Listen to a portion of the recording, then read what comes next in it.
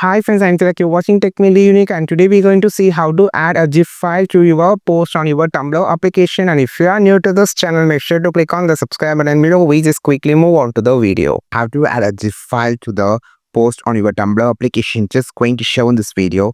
For that, first of all, click on this pencil symbol on the bottom. Now you just need to click on the GIF file.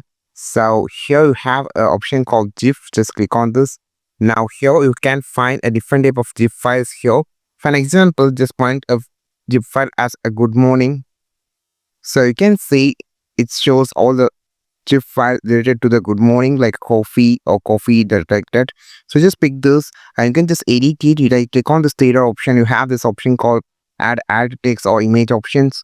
So you can just use these options to get more things about that, and you can just add more images or text below the post, and you can just add it. Just click on the GIF and just search what GIF file you just needed, or click add your video as a GIF file, and you can just post it. This is how you just post a GIF file on your Tumblr application. I think this video helped you a lot. Like this video, share this video, subscribe this channel. We will meet our next video with the super valuable content. This is Tilak signing off from Tech Made Be Unique. Have a wonderful day.